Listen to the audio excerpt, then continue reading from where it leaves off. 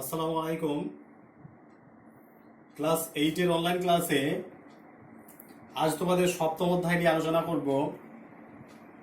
ষষ্ঠ অধ্যায়ের অনুশীলনী পর্যন্ত কমপ্লিট করেছি। আজ তোমাদের সপ্তম অধ্যায় নিয়ে আলোচনা করব। এই সপ্তম অধ্যায়ের বিষয়বস্তু ভারতের জাতীয় আন্দোলনের আদর্শ ও বিবর্তন। ভারতের জাতীয় আন্দোলনের আদর্শ ও বিবর্তন। তোমাদের সেকেন্ড অনলাইন এক্সাম, যেটা এই জুলাই মাসের শেষ দিকে যেটা হবে কুরবানির আগে, সেখানে তোমাদের শুধুমাত্র ষষ্ঠ অধ্যায় জাতীয়তাবাদের প্রাথমিক বিকাশ, সেই ষষ্ঠ অধ্যায়ের সমস্ত প্রশ্ন দেওয়া আছে। দু একটা শেষের দিকে প্রশ্ন বাকি আছে, ওটা আমি দিয়ে দেবো। ওইটা তোমরা শর্ট কোশ্চেনগুলো ভালো করে প্র্যাকটিস করবে। সিলেবাস কিন্তু একই, যেরকম সিলেবাস বলছি সরি, পরীক্ষার প্যাটার্ন বা পরীক্ষার পদ্ধতি একই রকম থাকবে। তোমরা শর্ট কোশ্চেনগুলো ভালো করে তৈরি করবে। তাহলে এই অধ্যায়টা, এই ভারতের জাতীয় আন্দোলনের আদর্শ এবং বিবর্তন, এই চ্যাপ্টারে আমরা দুটো জিনিস আজকে আলোচনা করব। একটা হচ্ছে ভারতের ওপর প্রথম বিশ্বযুদ্ধের প্রভাব, আর একটা হচ্ছে মন্টেগু চেমসফোর্ড সংস্কার আইন। তাহলে এই দুটো শুরু করার আগে এর পূর্ব পাঠ কি আছে সেটা একটু বলে দিই। তাহলে ভারতবর্ষ ছিল ব্রিটিশদের উপনিবেশ, এটা আমরা অনেক আগে থেকে জানি। আবার উপনিবেশ কাকে বলে? যখন একটা বৃহৎ এবং শক্তিশালী দেশ কোনো একটি দুর্বল দেশের উপর কর্তৃত্ব কায়েম করে এবং দেশটিকে নিজেদের স্বার্থে ব্যবহার করে, তখন উক্ত দেশটিকে বলা হয় উপনিবেশ। সেই অর্থে ভারতবর্ষ ছিল ব্রিটিশদের উপনিবেশ। তাহলে ভারতবর্ষের যে রাজনীতি, সেই ভারতবর্ষের রাজনীতিতে মোহনদাস করমচাঁদ গান্ধী একটা গুরুত্বপূর্ণ ভূমিকা পালন করেছিলেন। এই মোহনদাস করমচাঁদ গান্ধী তিনি 1869 খ্রিস্টাব্দে গুজরাটের যে পোরবন্দর, সেই গুজরাটের পোরবন্দরে জন্মগ্রহণ করেছিলেন। একটা বৈষ্ণব পরিবেশে তিনি জন্মগ্রহণ করেছিলেন এবং তারপর তিনি যখন উপযুক্ত বয়স তার যখন হলো, তখন তিনি কি করলেন না, ব্যারিস্টারি পড়ার জন্য তিনি লন্ডন গেলেন, ব্রিটেন থেকে ব্যারিস্টার হয়ে ফিরে এলেন 1893 খ্রিস্টাব্দে। ফিরে এসে তিনি আইন ব্যবসা শুরু করলেন। আইন ব্যবসা তিনি শুরু করলেন, অর্থাৎ ওকালতি তিনি শুরু করলেন। কিন্তু ভারতবর্ষে যে আইন ব্যবসা, সে আইন ব্যবসায় তিনি পুরোপুরি সাফল্য হতে পারলেন না, পুরোপুরি তিনি সফল হতে পারলেন না। তাই তিনি কি করলেন না, দক্ষিণ আফ্রিকার নাটাল বলে একটা জায়গায় তিনি আইন ব্যবসা করার জন্য সেখানে গেলেন। দক্ষিণ আফ্রিকার নাটাল, সেখানে তিনি আইন ব্যবসা শুরু করলেন। আইন ব্যবসা শুরু করার ফলে আইন ব্যবসা তিনি শুরু করলেন, তো সেখানে তিনি একটা জিনিস লক্ষ্য করলেন যে দক্ষিণ আফ্রিকার নাটালে যে সমস্ত প্রবাসী ভারতীয়রা থাকেন, প্রবাসী ভারতীয় অর্থাৎ যারা নিজের দেশ ত্যাগ করে অন্য গিয়ে বসবাস করে, তাদেরকে বলা হয় প্রবাসী। তাহলে যে সমস্ত প্রবাসী ভারতীয়রা ছিলেন, সেই প্রবাসী ভারতীয়রা বর্ণ বৈষম্যের শিকার হতো। যেহেতু ভারতীয়রা ছিল কালো চামড়ার মানুষ, অন্যদিকে ওইখানকার যারা অধিবাসী তারা ছিলেন কি না, সাদা চামড়ার মানুষ। ফলে একটা বর্ণ বৈষম্যের শিকার ভারতীয়রা হতেন। তাহলে এই বর্ণ বৈষম্যের বিরুদ্ধে গান্ধীজি সেখানে প্রতিবাদ করেছিলেন। সেটা কি প্রতিবাদ? অহিংস উপায়ে, মানুষকে বুঝিয়ে অহিংস উপায়ে তিনি তার প্রতিবাদ সেখানে করেছিলেন। এবং সেখানকার সরকার এই প্রতিবাদে সাড়া দিয়েছিল এবং তার যে অহিংস সত্যাগ্রহ আন্দোলন, সে অহিংস সত্যাগ্রহ আন্দোলন দক্ষিণ আফ্রিকার নাটালে জয়যুক্ত হয়েছিল। তাহলে ভারতবর্ষে যখন প্রথম বিশ্বযুদ্ধ চলছে 1914 থেকে 18, এই সময়কালে গান্ধীজি ভারতবর্ষে ফিরে আসেন। তাহলে এই যে 1914 থেকে 18 এই সময়কালে যে প্রথম বিশ্বযুদ্ধ চলছে, তাহলে সেই প্রথম বিশ্বযুদ্ধে কিন্তু ভারতের যে সমাজ, রাজনীতি এবং অর্থনীতি, তার উপরে একটা গুরুত্বপূর্ণ প্রভাব পড়েছিল এই প্রথম বিশ্বযুদ্ধ ভারতের সমাজ, অর্থনীতি এবং রাজনীতির উপর একটা গুরুত্বপূর্ণ প্রভাব ফেলেছিল। তাহলে ভারতবাসীরা কেন প্রথম বিশ্বযুদ্ধে যোগদান করেছিলেন সেটা আমরা দেখব। ইংল্যান্ড যখন অক্ষশক্তির কাজে পরাজিত হচ্ছে, সেই সময় ইংল্যান্ড ভারতবাসীদের সাহায্য এবং সহযোগিতা চেয়েছিলেন। তাহলে ভারতবাসীদের সাহায্য এবং সহযোগিতা চেয়েছিলেন, কেননা ভারতবর্ষ ছিল একটা বিশাল দেশ, তাই, এবং ভারতবর্ষ একটা বিশাল দেশ ছিল। অন্যদিকে ভারতবর্ষের জনসংখ্যা ছিল বিশাল, আর ভারতবর্ষ ছিল ব্রিটেনের উপনিবেশ, ইংল্যান্ডের উপনিবেশ। সেই অর্থে ইংল্যান্ড সরকার ভারতীয়দের প্রথম বিশ্বযুদ্ধে সাহায্য করার জন্য আহ্বান জানিয়েছিলেন। সেই সময়কালের যারা নরমপন্থী নেতা ছিলেন জাতীয় কংগ্রেসের, সেই নরমপন্থী নেতারা ভাবলেন যে যদি ভারতীয়রা প্রথম বিশ্বযুদ্ধে যোগদান করে এবং মিত্রপক্ষ অর্থাৎ ইংল্যান্ড যদি জয়যুক্ত হয়, তাহলে হয়তো ভারতবাসীদের যে স্বায়ত্ত শাসন বা স্বাধীনতা সেটা হয়তো ইংরেজদের হাত থেকে পাওয়া যাবে। তাহলে এই অর্থে ভারতবর্ষের যুবক সম্প্রদায় কি করেছিল না, প্রথম বিশ্বযুদ্ধে ইংল্যান্ডের হয়ে যোগদান করেছিল। এটা একটা দিক। অন্যদিকে কি হয়েছিল না, ইংল্যান্ডকে সাহায্য করার জন্য সেই সময় ভারতবাসীরা চাঁদা সংগ্রহ করেছিল এবং প্রচুর পরিমাণে অর্থ ইংল্যান্ডকে সাহায্য করেছিল ভারতবাসীরা।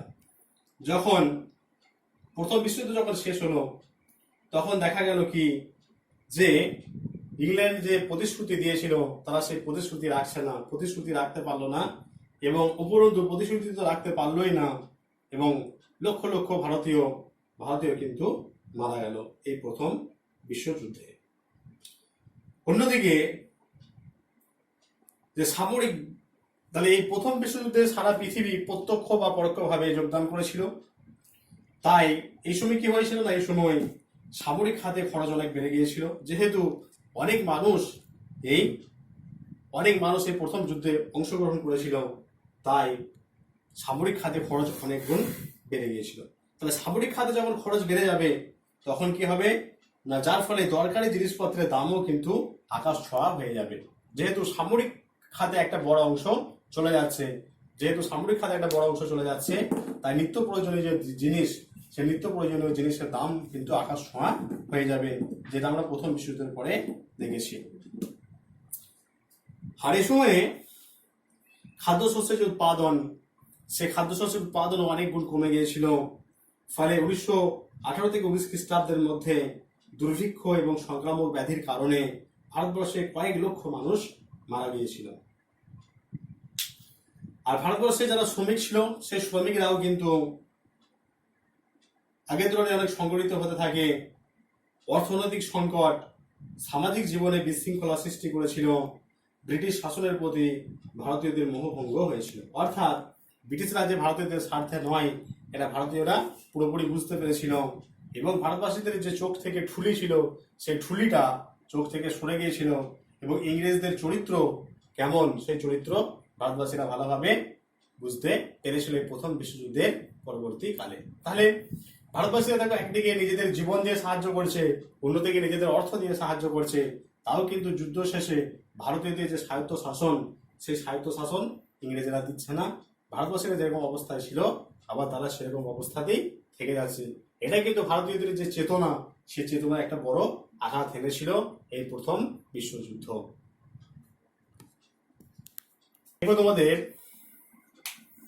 মন্টেগু চেমসফোর্ড সংস্কার আইন নিয়ে আলোচনা করব।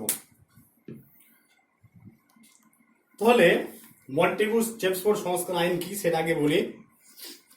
ভারতবর্ষে ব্রিটিশ সরকারের সাংবিধানিক সংস্কারের একটি উল্লেখযোগ্য পদক্ষেপ হল 1919 খ্রিস্টাব্দের মন্টেগু চেমসফোর্ড সংস্কার আইন। দেখো, মন্টেগু এবং চেমসফোর্ড দুটো আলাদা ব্যক্তি, এদের নাম অনুসারে এই আইনটার নাম হয়েছিল মন্টেগু চেমসফোর্ড সংস্কার আইন। তাহলে সেই সময় ভারত সচিব ছিলেন কে? মন্টেগু। এবং বড়লাট ছিলেন চেমসফোর্ড। তাহলে মন্টেগু এবং চেমসফোর্ড প্রথম বিশ্বযুদ্ধের পরবর্তীকালে ভারতীয়দের যে স্বায়ত্ত শাসন, একটু আগেই বলেছি যে ভারতীয়দের স্বায়ত্ত শাসন না পাবার যে ক্ষোভ, ভারতীয়দের স্বায়ত্ত শাসন না পাবার ক্ষোভ প্রশমন করার জন্য এবং জাতীয় আন্দোলনের প্রসার রোধ করার জন্য সম্মিলিতভাবে যে সংস্কার আইন পাশ করেছিলেন তা তাদের নামানুসারে মন্টেগু চেমসফোর্ড সংস্কার আইন নামে পরিচিত। তাহলে স্বায়ত্তশাসন, ভারতীয়রা স্বায়ত্তশাসন পারছে না, প্রথম বিশ্বযুদ্ধে যোগদান করছে সক্রিয়ভাবে স্বায়ত্তশাসন লাভের আশায়। প্রথম বিশ্বযুদ্ধ যখন শেষ হচ্ছে তখন কিন্তু ভারতীয়দের স্বায়ত্তশাসন দেওয়া হচ্ছে না। তাহলে এই যে ভারতীয়দের স্বায়ত্তশাসন না পাওয়ার যে ক্ষোভ, সেই ক্ষোভকে প্রশমিত করা এবং সে সময় যে জাতীয় আন্দোলনের যে প্রভাব প্রতিপত্তি সেটাকে রোধ করার জন্য মন্টেগু এবং চেমসফোর্ড এরা যৌথভাবে যে সংস্কার আইন করেছিলেন সম্মিলিতভাবে, তা তাদের নামানুসারে মন্টেগু চেমসফোর্ড সংস্কার আইন নামে পরিচিত। এরপর দেখবো এই কারণে এই যে মন্টেগু চেমসফোর্ড সংস্কার যে আইন, এই আইনের কারণগুলো কি কি ছিল, কেন এই আইনটা পাস হলো, কারণ বা পটভূমি। কারণ বা পটভূমি কি ছিল, আমি পয়েন্টস গুলো একটা একটা করে লিখছি এবং আলোচনা করছি। এক হচ্ছে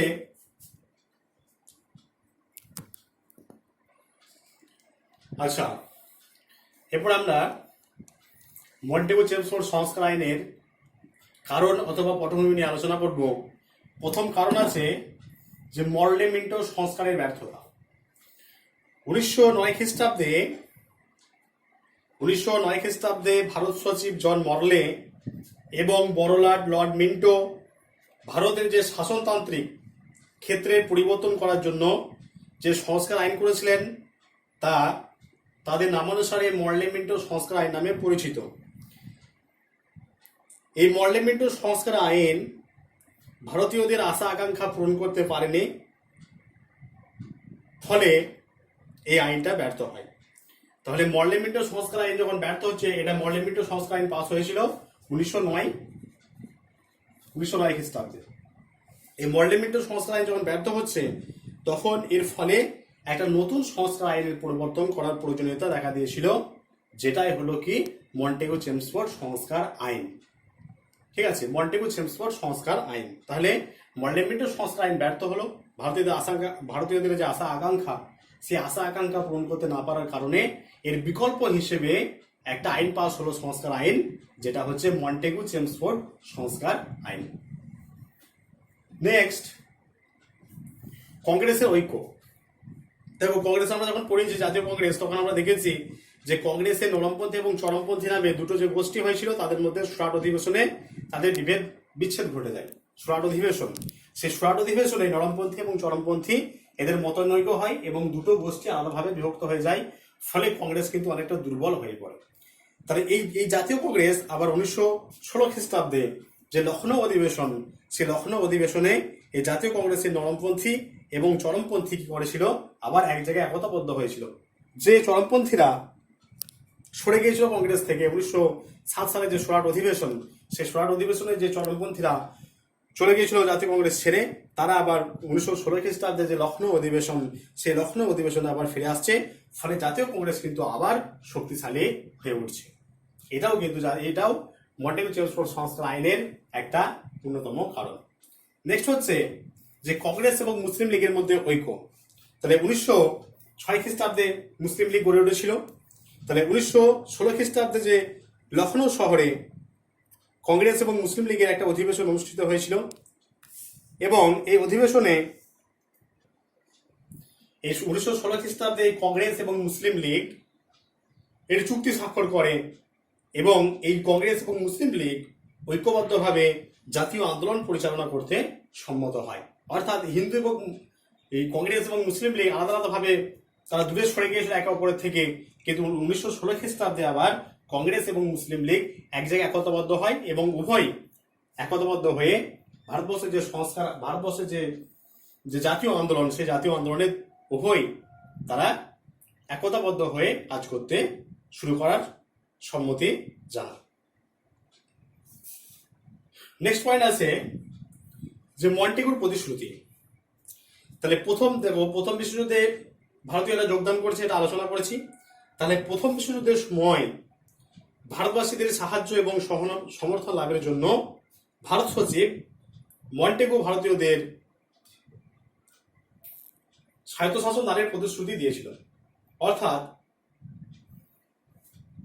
মন্টেগু ভারতীয়দের বলেছিলেন যে প্রথম বিশ্বযুদ্ধে যোগদান করে ইংল্যান্ড জয়লাভ করবে, জয়লাভ করার ফলে যখন প্রথম বিশ্বযুদ্ধ শেষ ঘটবে বা যুদ্ধ শেষ হয়ে যাবে তখন ভারতীয়দেরকে স্বায়ত্তশাসন দেওয়া হবে। কিন্তু যখন প্রথম বিশ্বযুদ্ধ যখন শেষ হলো ভারতীয়দেরকে কোনো স্বায়ত্তশাসন দেওয়া হলো না, ফলে সেই প্রতিশ্রুতি রক্ষার জন্য মন্টেগু এই সংস্কার আইনটা পাশ করেছিল 1919 খ্রিস্টাব্দে। নেক্সট পয়েন্ট হচ্ছে হোমরুল আন্দোলন। 1916 খ্রিস্টাব্দে লখনৌ চুক্তি স্বাক্ষরের পর বালগঙ্গাধর তিলক ও অ্যানি বেসান্তের নেতৃত্বে ভারতীয়দের স্বায়ত্তশাসনের দাবিতে হোমরুল আন্দোলনের আরো আকাঙ্ক্ষা তীব্র হয়ে ওঠে। হোমরুল আন্দোলনের তীব্রতা আরো বৃদ্ধি পায়। তাহলে এই আন্দোলনের তীব্রতায় ব্রিটিশ সরকার মত পরিবর্তন করতে বাধ্য হয়, যার ফলস্বরূপ 1919 খ্রিস্টাব্দে মন্টেগু চেমসফোর্ড সংস্কার আইন পাস হয়। লাস্ট পয়েন্ট সেটা হচ্ছে আন্তর্জাতিক ঘটনাবলী। তাহলে 1917 খ্রিস্টাব্দে রাশিয়ার যে বলশেভিক বিপ্লব, সেই বলশেভিক বিপ্লবে শ্রমিকশ্রেণীরা সাফল্য লাভ করেছিল। তাহলে এই আন্দোলন ভারতীয়দের জাতীয়তা বোধে গভীরভাবে উদ্দীপিত করে। তাহলে বলশেভিক বিপ্লব হয়েছিল রাশিয়াতে 1917 খ্রিস্টাব্দে। সেই বলশেভিক বিপ্লবে রাশিয়ার যারা শ্রমিক ছিল সেই শ্রমিকরা কি করেছিলেন? শ্রমিকরা সাফল্য লাভ করেছিল। তাহলে শ্রমিকরা যখন সাফল্য লাভ করলো রাশিয়ায়, তাহলে এটা দ্বারা ভারতীয়রা অনুপ্রাণিত হয়েছিল যে আমরাও যদি একতাবদ্ধভাবে ব্রিটিশদের বিরুদ্ধে লড়াই করি তাহলে আমাদেরও হয়তো স্বাধীনতা ঘটবে, আমরাও কিন্তু স্বায়ত্তশাসন লাভ করতে পারবো।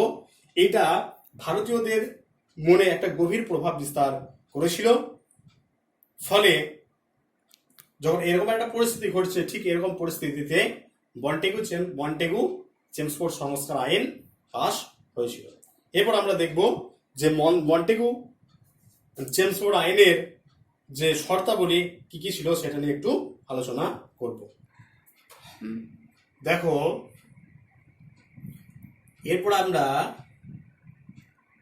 মন্টেগু চেমসফোর্ড সংস্কার আইনের শর্তাবলী নিয়ে আলোচনা করব। 1 নম্বর পয়েন্টে আছে ক্ষমতা ও দায়িত্ব বন্টন।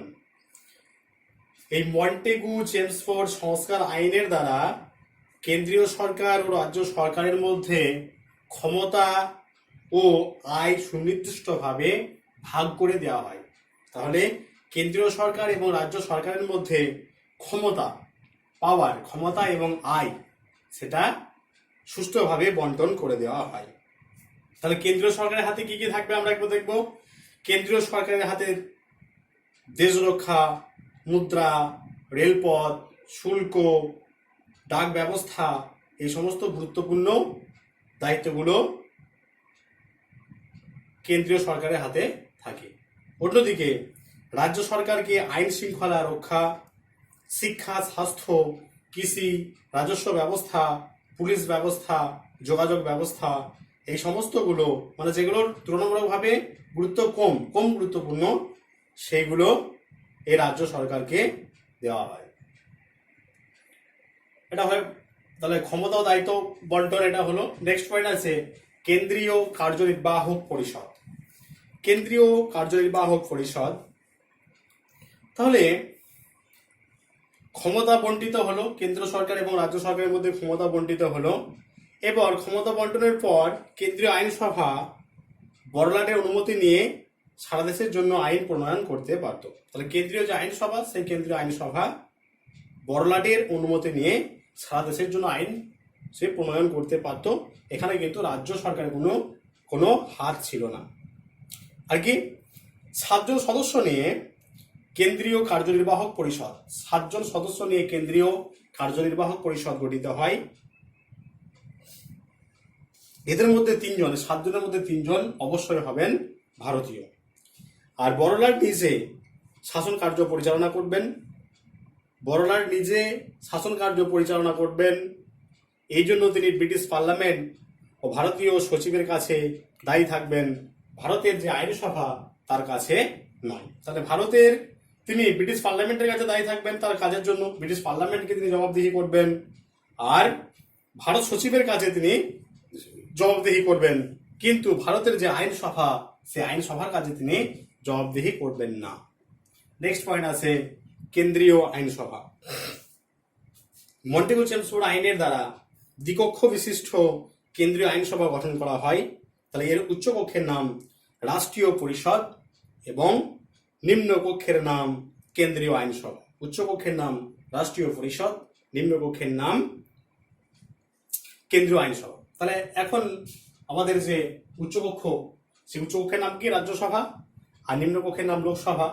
তাহলে এই মন্টেগু চেমসফোর্ড সংস্কার আইনের দ্বারা যে কেন্দ্রীয় আইনসভা, সেই কেন্দ্রীয় আইনসভার উচ্চকক্ষের নাম ছিল রাষ্ট্রীয় পরিষদ এবং নিম্নকক্ষের নাম ছিল কেন্দ্রীয় আইনসভা। তাহলে উচ্চকক্ষের সদস্য সংখ্যা ছিল 60 জন। এই 60 জনের মধ্যে 26 জন ছিলেন বড়লাটের মনোনীত এবং 34 জনকে নির্বাচিত করা যেত। আর নিম্নকক্ষের সদস্য সংখ্যা ছিল 140 জন, এর পরে অবশ্য বেড়ে 145 জন হয়েছিল। তাহলে এর মধ্যে 40 জন মনোনীত এবং বাকিরা সব নির্বাচিত।